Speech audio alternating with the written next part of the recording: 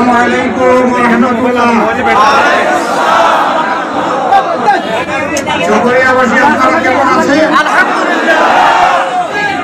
হাসান আবিদের পরিবার কেমন আছে? কষ্টে আছে, দুঃখে আছে।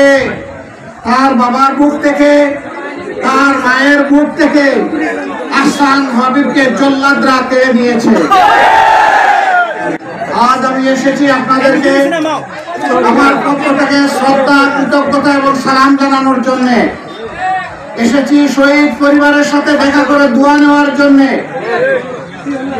কি দোয়া নেওয়ার জন্য এসেছি?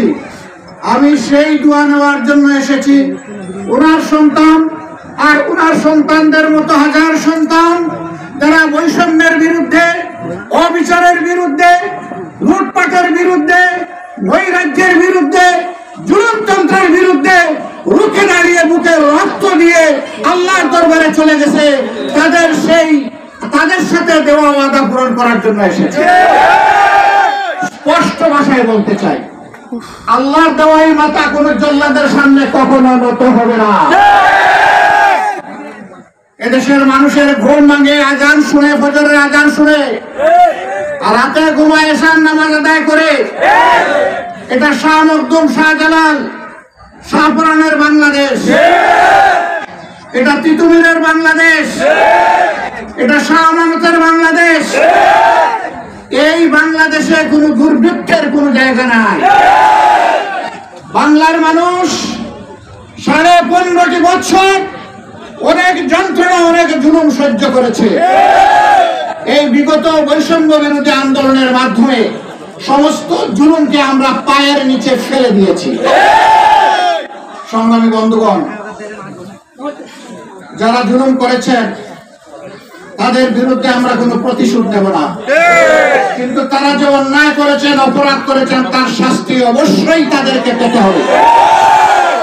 প্রত্যেকটি হত্যাকাণ্ডের জন্য নির্দেশদাতা, পরিকল্পনাকারী, বাস্তবায়নকারী সবাইকে তার আপন আপন শাস্তি ভোগ করতেই হবে।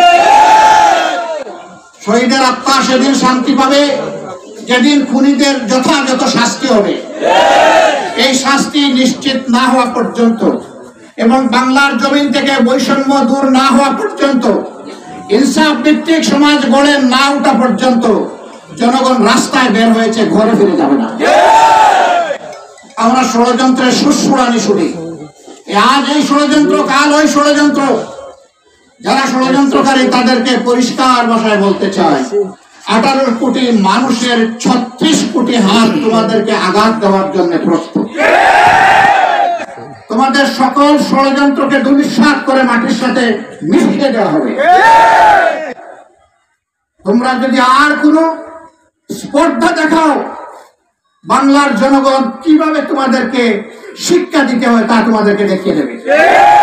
তোমরা গাল ফুলিয়ে বলতে, এদেশ আমার আর আমার বাপ দাদা, আমাদের 14 গোষ্ঠীর বাপকানা, এবং আমরা যেন সবাই ছিলাম তাদের চাকর বাকর। তারা বলতেন এই দেশ থেকে পালিয়ে যাওয়ার কোনো প্রশ্নই উঠে না। আমরা জানি আত্মহত্যা হারাম, তার চাইতে আরো নিকৃষ্ট মানুষের সাথে গাদ্দারি করে পালিয়ে যাওয়া।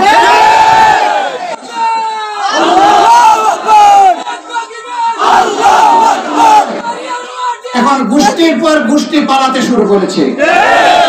অপমানজনক ভাবে জনতার হাতে তারা ধরা পড়ছে, আদালত অঙ্গনে তারা অপদস্থ হচ্ছে।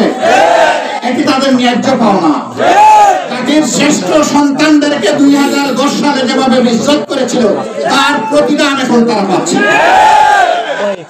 মিথ্যা মামলা দিয়ে যেভাবে হত্যা করা হয়েছিল, ফাঁসিতে ঝুলানো হয়েছিল, সর্বশেষে অপচিকিৎসা দিয়ে যেভাবে বাংলার মানুষের কলিজার টুকরা আল্লামা দেলোয়ার হোসেন সাঈদীকে হত্যা করা হয়েছে,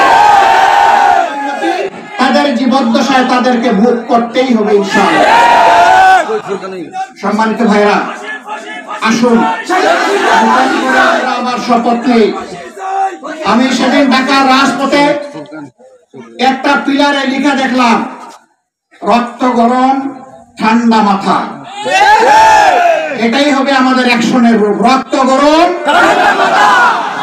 আমরা মাথা গরম করবো না, আইন হাতে তুলে নেব না, অন্যায়ভাবে কারো উপর উপর কোনো আঘাত করবো না, কিন্তু যদি ষড়যন্ত্র করে আঘাত দিতে আসে তাকে ছাড়বো না।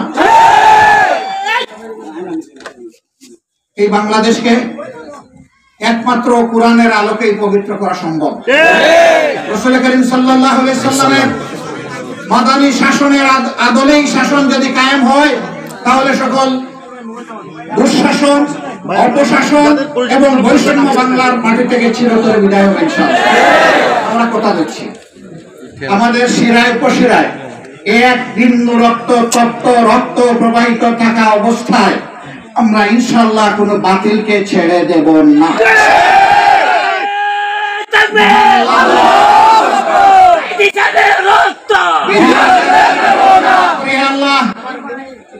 আমাদের যে সন্তানদেরকে আমাদের বুক থেকে কেড়ে নেওয়া হয়েছে, ও দয়ার আল্লাহ তুমি তাদেরকে শহীদ হিসাবে কবুল করো। ও দয়ার আল্লাহ তাদের কবরগুলোকে তোমার জান্নাতি নূর দিয়ে তুমি আলোকিত করে দাও। ও দয়ার মাবুদ তাদের মা বাবার আত্মা তাদের বুকের উপর সিনার উপর তোমার রহমত এবং প্রশান্তির হাত তুলে দাও। তাদেরকে ধৈর্য ধারণ করার তৌফিক দান করো। এই জাতিকে তাদের রক্তের ঋণ পরিশোধ করার তৌফিক দান করো। যারা আহত হয়েছে তাদেরকে পরে আল্লাহ তাআলার কাছে আমাদের আরো রব্বুল আলামিন আমাদের একটা সন্তানকে চিরতরে তুমি পঙ্গু বানাইও না। তাদেরকে সুস্থতার নিয়ামত দিয়ে জাতির খেদমতে তুমি তৌফিক দান করো আল্লাহ।